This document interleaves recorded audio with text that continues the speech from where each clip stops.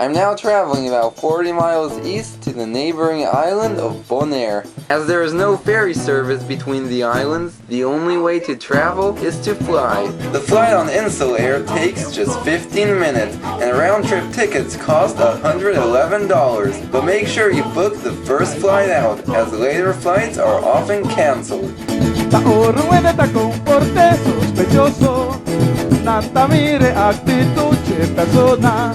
E porta algo malo a fondo combinando. O portende dicho aqui é igual de co. Tá dicho tá de nosso antepassado não sa usa primes antes já. Papia de cultura, nos mestersa, no tambe por os estindia é igual de co. Ai igual de co, ai igual de co. Ai igual de co, jonan sinta o arte bro. Ai bau tiuko, ai bau tiuko, ai bau tiuko, jonan sinta wargeblo. O pipianos grande nanta sinta observa, algo contemplan oplat salinacla. Después vou portende, nanta comenta, nosa ole foi temprano, ai bau tiuko, ai bau tiuko, ai bau tiuko, ai bau tiuko, jonan sinta wargeblo. Ai bau tiuko, ai bau tiuko, ai bau tiuko, jonan sinta wargeblo.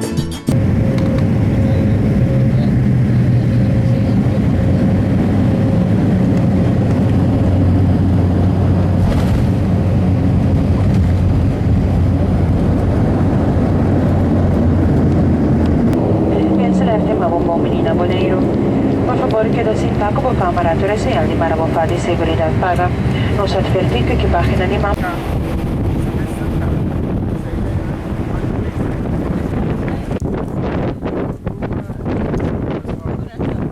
We've just arrived on the island of Bonaire. We just met up with Brian from Bonaire Vista Tours. Hi Brian, I'm also Brian. It's always nice to have another Brian around, and we have about 12 hours on the island, so he's gonna give us a short tour, about 4 hours, and he's gonna show us the main sights of the island, and then the rest of the place that we'll probably just see ourselves.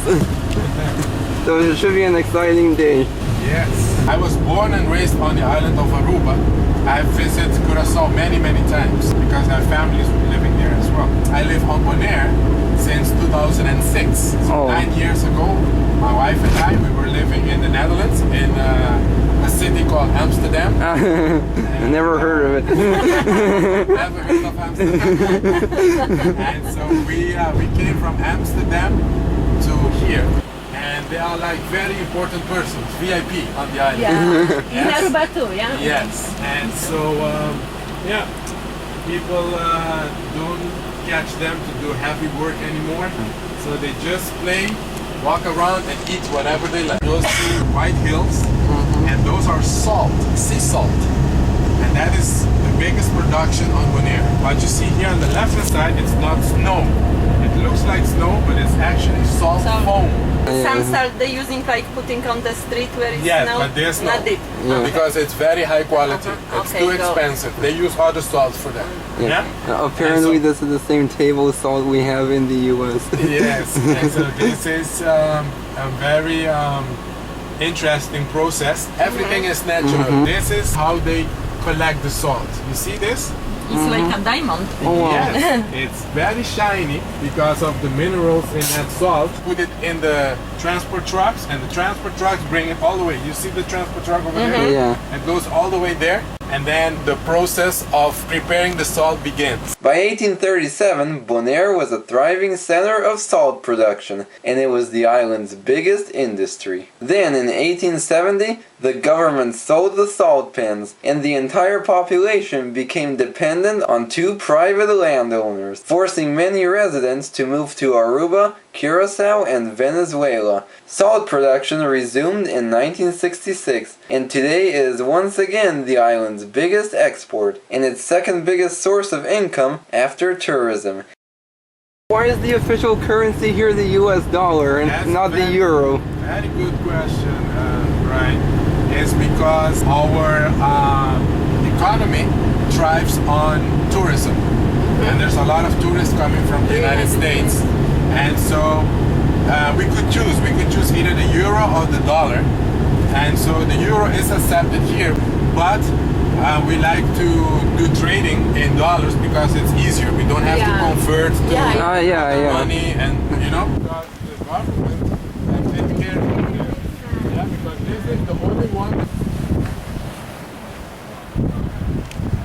These are the islands famous for white slave huts. And they served as shelter for the slaves in the port, but with recent salt pans.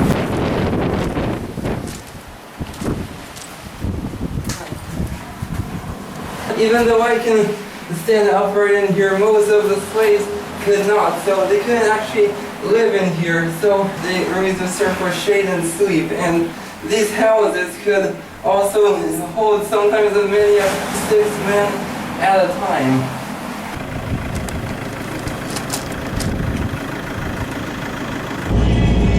This music that you hear here is traditional music of Bonaire. Oh, nice.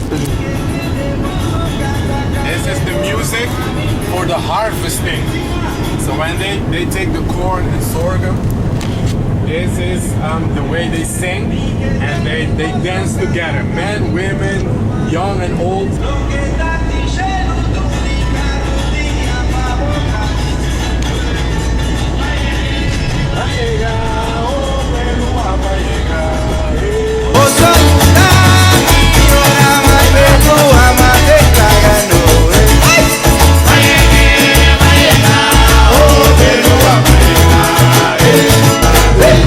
Bonaire is not crowded at all. Bonaire has only 19,000 people living. Oh, wow. So Bonaire still needs to grow. There's room to grow. And you will see that Bonaire is very nature-like. There's not a lot of buildings. Yeah. Bonaire is still authentic, just like 100 years ago. But do you like Bonaire to grow or not? I would like it to grow, but I like it to grow very sustainable, you know? The only thing is the diving community is very environmental friendly as well, and so they kept this quiet. They only tell their really good friends about it, and that's it. They don't make a blog on it and say, okay, you guys have to go to Bonaire and this and that. So it was for a long time very quiet. Even though nowadays we have around 50,000 divers coming each year to dive on Bonaire. And since 2010, the last populated islands of the Dutch Caribbean, they are Bonaire, St. Eustatius, and Ceiba. Those three, they have become together a municipality of Holland. And that means that the Dutch government decides what happens on these islands. So actually we are in the Netherlands, in Holland, but then outside. This is kind of like Hawaii for the US. Exactly. It's kind of a little bit strange.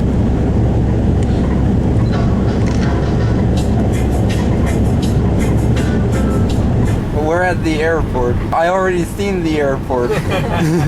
It says stop for pizza. That is the only traffic light on Bonaire. Oh wow. Oh, yeah, Cool, it huh? is, yeah. The difference between these three islands. If you like beach and a little bit of dining, then Aruba is the place to be. If you want to know a little bit about the history and the people and do some shopping, Curacao is best to go because they have a lot of history and museums, but also the merchandise is cheaper. And then if you really like to enjoy nature and really relax, then you come to Bonaire. But it's very difficult because here we don't have deers. Millions of years ago used to be on the water, and the plateaus shifted and a volcano erupted and pushed this rock up, and it dried out, and this is where we live. I'm in the crew that goes and map caves. We mapped 50% until now. Oh so wow. We still have 250 to map. Did you need an assistant?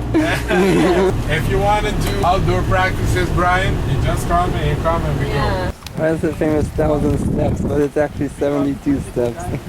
That there's sand underneath there, and that's why it's so light blue. Oh, That wow. means that it's also not so deep. Once you get into the darker blue, then it gets deep. Yes. Over here you can still But right here is very shallow. Once you get deeper, it goes deeper.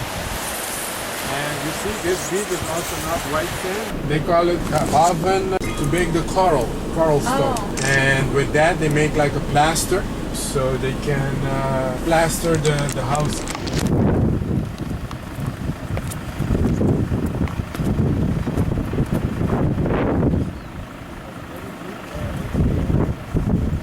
But if they wanted to build it red color, then they take that tree and they mix it in the mix and they plaster it.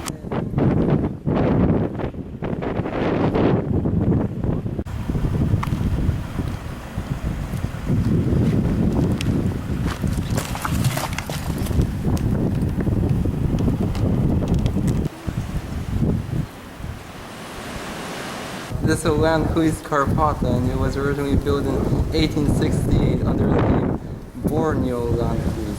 Now, this plantation was an important port and commercial center, and its main export was actually the castor bean. The Landhuis itself is actually named after the Karpata, or ricinus tree, from which the castor beans are produced.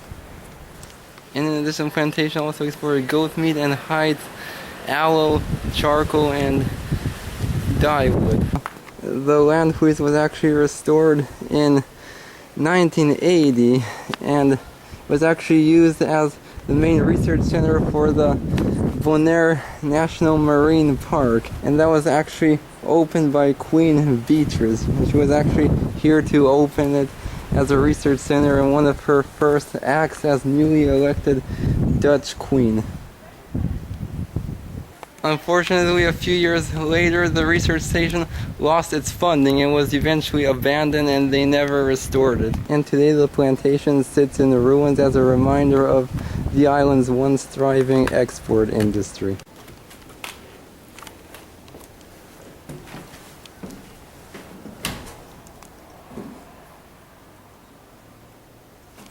Have you seen a tick on a dog that sucks blood off the dog?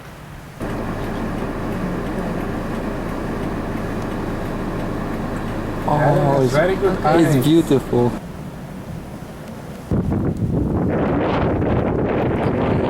It's Gotomeer Lake, and there are some flamingos right there. This lake is known for its flamingos. It sits right on the edge of the Washington National Park right over there, and this lake is the island's most popular flamingo viewing site.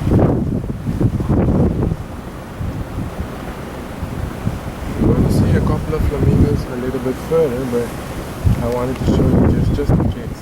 And there's a baby flamingo with them. You see that? Here in the front, there's a baby flamingo. It's like different color. It's a different color because it's still it's a baby and haven't eaten enough. Once they start eating more, they become pink because it's their diet that makes them pink. The baby flamingo, when it's born white, and then it starts eating a food that colors the feather pink. And it's the brine shrimp and the pink algae that they like to eat that makes them feather pink. See, so this is a bird nesting area. That's why they go around this sand. There's not only flamingos, there's other birds as well. Snowy egrets and woody turnstones. You have sandpipers. Islands that is a natural habitat in the Caribbean is Cozumel in Mexico, Venezuela, Los Antigua, and Barbados. Once they make pair, it's for life. Yes? Oh, really? This is the lake coming out back to the sea. So underneath the ground here where we're standing, there's a tunnel that leads up back to the sea. But the water comes from behind those hills that you see over there. It comes from the sea and goes back here out to the sea. So this is a lake that is always full of water. It doesn't get dry. But this lake is salt water. All the time is the same level of the water? Sometimes it's more than less, but actually, you know that the flamingo is one of the few animals that can eat upside down. So sometimes they put their heads in the water and then they stick their butt out. Not many birds or animals can eat on the water. The white, what you see there, is actually salt. Ah, so. Yeah, because the water is salty. And this area here, you're not allowed to go into the water. So you're not allowed to swim in here, not allowed to do wakeboarding or skiing, water skiing, fishing, anything like that. Come back one day, we're gonna climb to that mountain, because you can do. Why is it called Washington Slagby National Park? Yeah, it's a very good question. I've asked many historians about this, and they don't know. The previous owner of this area called it Washington. I guess for President George Washington. Oh wow.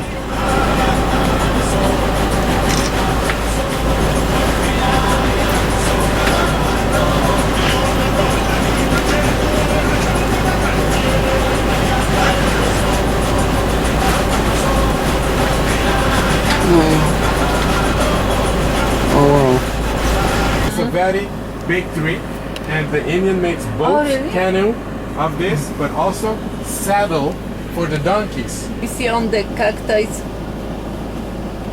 parrots. Ah, yes, parrot on the cactus, because right here on your right hand side, there is the parrot sanctuary. Ah. Yes. We're now entering the picturesque town of Rincon. Established by the Spanish in 1527 as a safe haven from pirates, Rincon is the oldest city in the Dutch Caribbean. The village later became a community of former slaves, and many of the town's 4,000 residents are descended from those slaves. And it is said that all true Bonaireans come from Rincon. The town's most famous landmark is the San Lodovico Berton Church, rebuilt in 1908. This is the town's Protestant church. It was built in 1934. Paper, so if you have something with you, they'll come over and you can feed them. A popular stop on island tours is the 400-foot-high Seru Largu, or Long Hill. Located just outside of Kralendijk, the hill offers some of the best views of the island and is a popular spot for weddings and New Year's Eve celebrations. Its main attraction is the large religious monument which was erected in the year 2000. The monument reads in Papiamentu, Christu, Aiera, Always Semper, Christ, yesterday, today, always. Each word comes from a different language that makes up Papiamentu: Portuguese, Spanish, Dutch, Latin.